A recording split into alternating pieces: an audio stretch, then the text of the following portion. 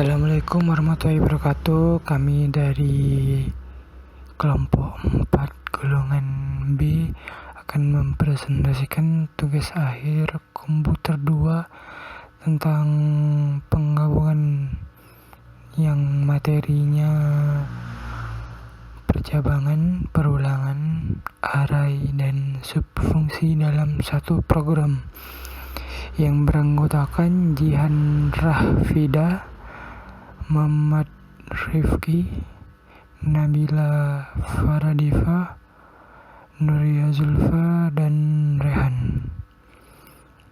Yang pertama akan menjelaskan tentang materi percabangan yang akan dijelaskan oleh Nuria Zulfa. Kepada Zulfa dipersilahkan.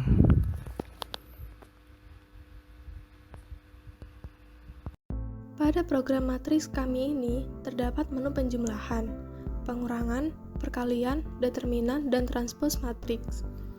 Dalam prosesnya terdapat percabangan, perulangan, array, dan juga subfungsi.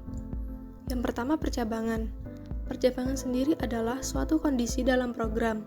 Kondisi merupakan sebuah ekspresi berupa false atau direpresentasikan dengan 0 atau true dipresentasikan dengan 1. Kondisi ini bisa diseleksi menggunakan statement if, if-else, dan switch case.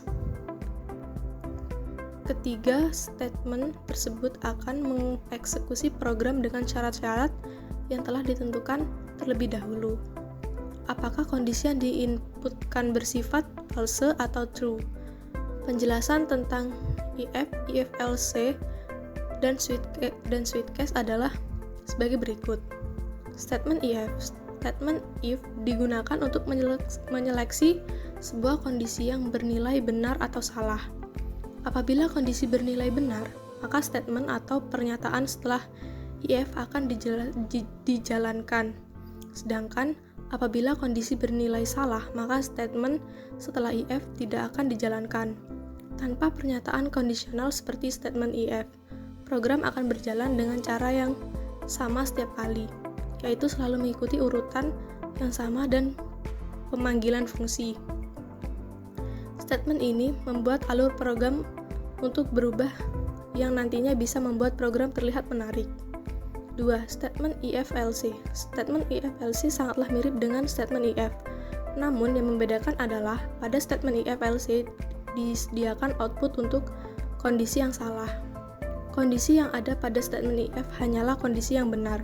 Sedangkan statement if-else mampu mengeksekusi program saat benar dan saat salah. Yang ketiga, switch case.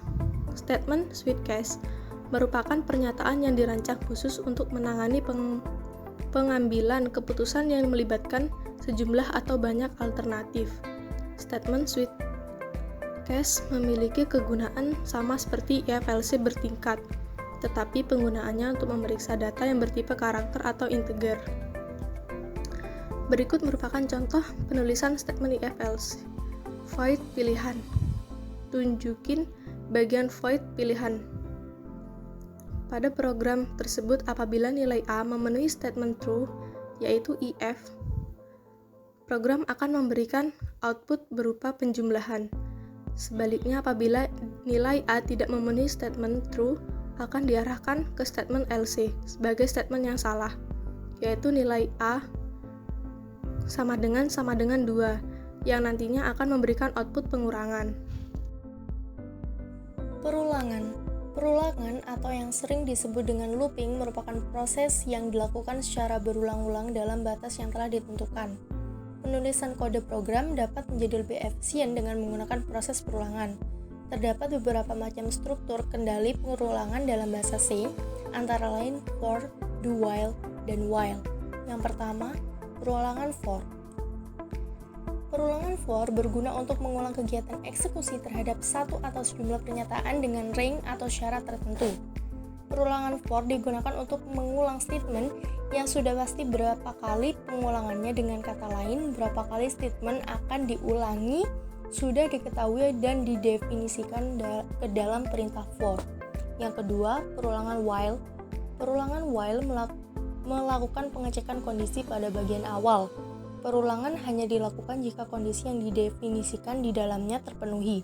Jika kondisi yang didefinisikan tidak terpenuhi, maka statement yang terdapat dalam perulangan pun tidak akan dieksekusi oleh program. Berikut contoh penulisan perulangan while. Yang ketiga, perulangan do while. Pada perulangan menggunakan do while, statement program akan dijalankan secara berulang selama kondisi syarat pada while masih terpenuhi atau bernilai benar. Perulangan akan berhenti jika kondisi syarat pada while bernilai salah. Pada perulangan do while, statement program akan dijadikan setidaknya sekali sebelum mengecek kondisi syarat pada while. Berikut contoh penulisan perulangan while. Di sini kami menggunakan perulangan while. Pengeksekusian program dimulai dengan melihat kondisi while, kemudian program akan melakukan looping sampai batas kondisi tercapai. Array adalah sekelumpulan variabel yang memiliki tipe data yang sama dan dinyatakan dengan nama yang sama. Tipe data yang bisa digunakan untuk array ialah integer, karakter, dan angka pecahan. Array merupakan konsep yang penting dalam pemrograman karena memungkinkan untuk menyimpan data maupun referensi objek dalam jumlah yang banyak dan terindeks. Data dalam array diakses dengan menggunakan indeks suatu data. Urutan data pada array dimulai dari indeks 0. Berikut merupakan sinteks umum pendeklarasian array.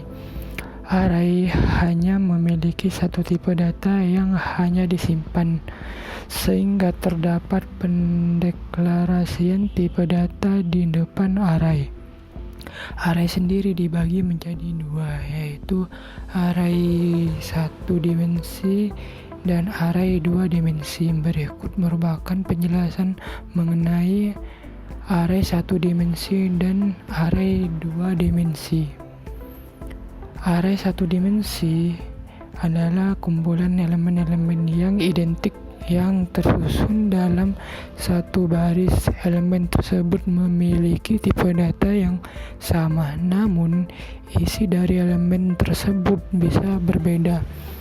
Array 2 dimensi adalah array yang memiliki baris dan juga kolom. Array 2 dimensi juga dibandingkan bentuknya seperti matriks.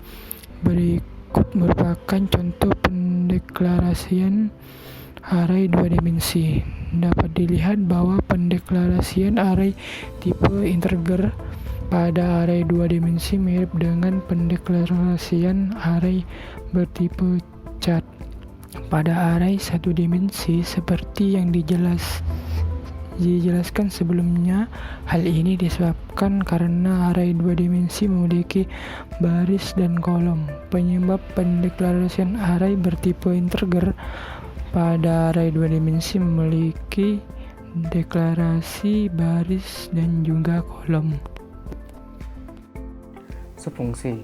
Sefungsi adalah sebuah fungsi berisi sejumlah pernyataan yang dikemas dalam sebuah nama. Selanjutnya, nama ini dapat dipanggil di beberapa tempat dalam program. Subfungsi merupakan suatu bagian dari program yang dimaksudkan untuk mengerjakan suatu tugas tertentu dan letaknya terpisah dari program yang memanggilnya.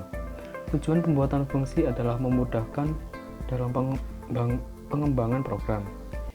Ini merupakan kunci dalam pembuatan 3 program yang terstruktur dan menghemat ukuran program. Dalam setiap program bahasa C++, minimal terdapat satu fungsi, yaitu fungsi main. Subfungsi banyak diterapkan dalam pemrograman C++ yang terstruktur. Subfungsi digunakan agar pemrograman dapat menghindari penulisan bagian program atau kode yang berulang-ulang. Dapat menyusun kode program agar terlihat lebih rapi dan memudahkan dalam debugging program. Di dalam fungsi, pemrograman dapat mendefinisikan variabel fungsi, seperti pada fungsi garis ataupun membentuk konstanta. Akan tetapi, di dalam subfungsi tidak dianjurkan untuk membuat fungsi yang lain. Subfungsi adalah satu blok kode yang dapat melakukan tugas tertentu atau satu blok instruktur yang dieksekusi ketika dipanggil dari bagian lain dalam suatu program. Subfungsi berisi jumlah pernyataan yang disimpan dalam sebuah nama. Nama tersebut selanjutnya dapat dipanggil berkali-kali di beberapa tempat dalam program. Berikut merupakan contoh penggunaan fungsi pada program.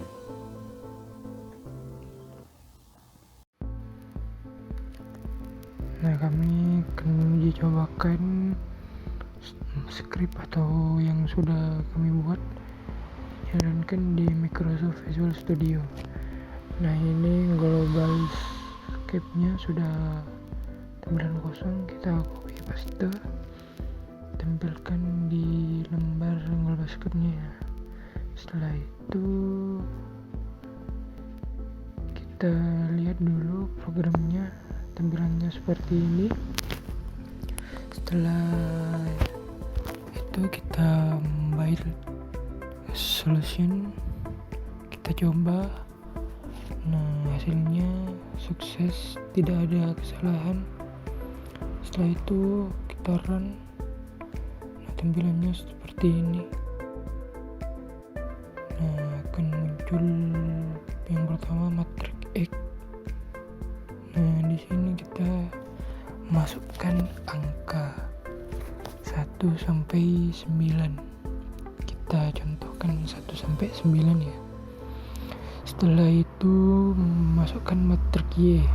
Di sini kita akan masukkan matriks Y. Kita contohkan 1 sampai 9 juga. Kita masukkan lalu enter. Akan muncul pilihan 1 sampai 9. Tiap angka akan ada perintah: 1 penjumlahan matriks, 2 pengurangan matriks, 3 perkalian matriks, 4 determinan matriks, 5 transpose matriks. Setelah itu pilih atau masukkan angka yang ingin kita jalankan ya.